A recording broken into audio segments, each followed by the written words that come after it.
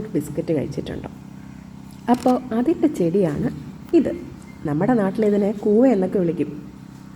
ഇത് വെള്ളക്കൂവയുടെ കൃഷിയാണ് കേട്ടോ ഞങ്ങളിവിടെ ചെയ്യുന്നത്. സംസ്കൃതത്തിൽ ഇതിന് തുകക്ഷീരി, തവക്ഷീരി എന്നൊക്കെ പേരുണ്ട്. എന്താ അല്ലേ? സായിപ്പ് ഇതിൻ്റെയൊക്കെ ഗുണങ്ങൾ അറിയുന്നതിന് മുന്നേ തന്നെ നമ്മുടെ നാട്ടുകാർ ഇതിൻ്റെ ഗുണങ്ങളെ കുറിച്ച് അറിഞ്ഞു എന്നർത്ഥം. ഒട്ടും പേടി വേണ്ട. നമ്മൾ ഇത്രയും കാലം ഉപയോഗിച്ചുകൊണ്ടിരുന്ന ആരോ റൂട്ട് ബിസ്ക്കറ്റിലെ ആരോ റൂട്ട് ഒന്നുമില്ല കേട്ടോ. കാരണം ഇതിന് പ്രോസസ്സിങ് ഒരു ഇച്ചിരി കടുപ്പമാണേ. അപ്പോൾ ഇതാണ് നമ്മുടെ ആരോ റൂട്ട് കൃഷി. ഇതിൻ്റെ ഇടയിൽ ഇങ്ങനെ വന്ന് നിൽക്കാൻ നല്ല രസമാണ് കേട്ടോ. അതിനൊരു കാരണമുണ്ട്.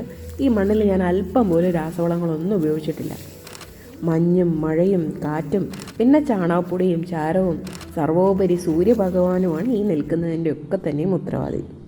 അപ്പോൾ അടുത്ത വീഡിയോയിൽ കാണുന്നത് വരെ ടാറ്റാ.